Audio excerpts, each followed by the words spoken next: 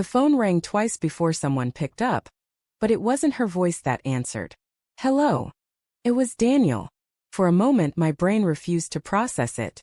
I just stared at the dark hotel ceiling, the glow of the phone lighting my hand. Dan, I said, half laughing. What the hell are you doing with Emily's phone? Silence. Then a sharp inhale. Ryan, hey man. She's. The sound of movement came through the speaker. Sheets rustling. A muffled whisper. Then the line went dead. I just lay there, the world shrinking to the buzzing of the disconnected call. I'd been in Boston for 3 days on a client pitch that was supposed to change everything: new accounts, new money, maybe even a new start. Emily and I had been distant lately. Too many late nights, too many just tireds. Too many arguments that ended in silence. But I still believed we were fixable. So that night, lying alone in my hotel room at 1 a.m., I called her just to hear her voice.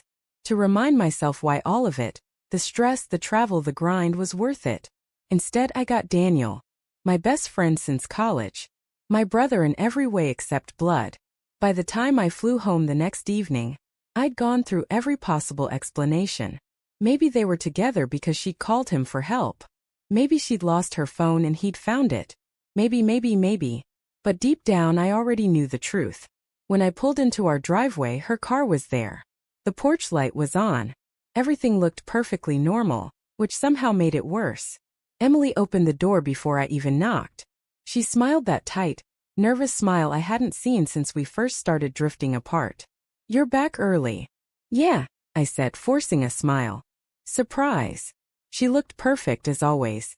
Her hair tied back, wearing that faded sweatshirt I loved. For a moment I wanted to believe the lie. Then I saw it.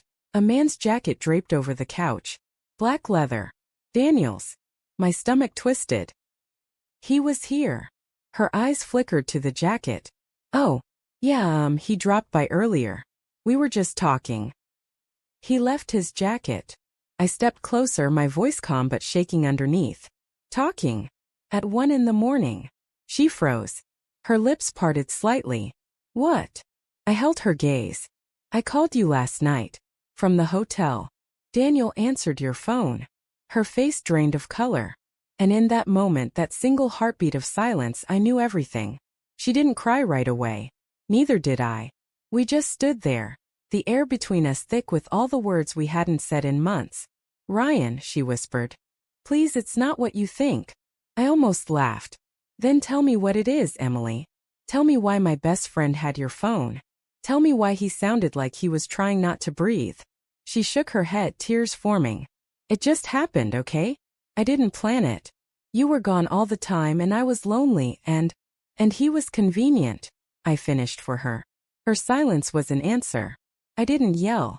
I didn't throw anything. I just sat on the edge of the couch, staring at the floor while she cried quietly a few feet away. When we first met, she'd been the loudest person in the room. Fearless, alive, the kind of woman who laughed with her whole body. Now she looked like a stranger wearing my wife's face. How long? I asked. She hesitated. A few months. Few months. Meaning every time Daniel and I had grabbed a beer, every joke, every how's them doing? He'd already known the answer better than I did. I could taste the bitterness on my tongue. You were both lying to me. I didn't want to hurt you, she whispered. I looked at her, then really looked at her, and realized how meaningless that sentence was. People say that to make themselves feel better. But the truth is, betrayal is always a choice. That night I packed a bag. She followed me upstairs, pleading softly. Please don't leave like this. We can talk about it. I made a mistake, but I still love you. I zipped my bag without looking at her. You don't get to use that word anymore. She started crying harder, and for a moment I almost broke. Part of me wanted to hold her, to comfort her like I used to. But then I remembered Daniel's voice on the phone. That awkward pause. That silence filled with guilt. I walked past her without saying another word. For the first week, I stayed in a cheap apartment near the office. I couldn't eat. Couldn't sleep. Every text from her went unanswered. Every call from Daniel went straight to voicemail. One night he showed up at my door. Ryan, he started, his voice hoarse. Please man, let me explain. I just stared at him. The guy who'd been my best man, who'd held my hand when my father died, who'd promised me he'd always have my back. There's nothing left to explain, I said. He stepped closer. It was a mistake. We were both drunk that night, and then it just... Stop. My voice came out low, shaking. You don't get to rewrite it. You made a choice. Both of you did. He looked down, jaw clenched. I know. And I'll regret it for the rest of my life. I wanted to hit him. I wanted to make him feel the same kind of pain that had been sitting in my chest for days. But I couldn't. Because beneath all the anger, there was just emptiness. Then live with it, I said quietly. And I shut the door in his face. Time moved differently after that. Days blurred into nights, and everything I'd built, my marriage, my friendships, my sense of self, felt like ashes in my hands. I started running again. Long, aimless runs through the city, chasing exhaustion because it was easier than thinking.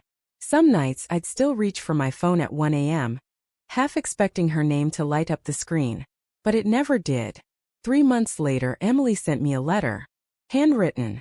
It said she'd moved out of the house, that she was starting therapy, that she didn't expect forgiveness, just wanted me to know she was sorry.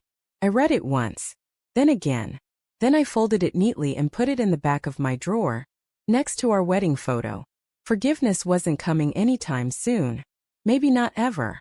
But at least now, the silence between us didn't hurt quite as much as it used to. Last week I saw Daniel at a coffee shop downtown. He didn't notice me at first. Just sat there, staring into his cup, looking older, smaller somehow. When he finally looked up and our eyes met, I expected the old fury to rise again. But instead I just felt tired. He stood halfway, as if debating whether to come over. I shook my head once, not in anger but finality. He nodded slowly and sat back down. That was enough.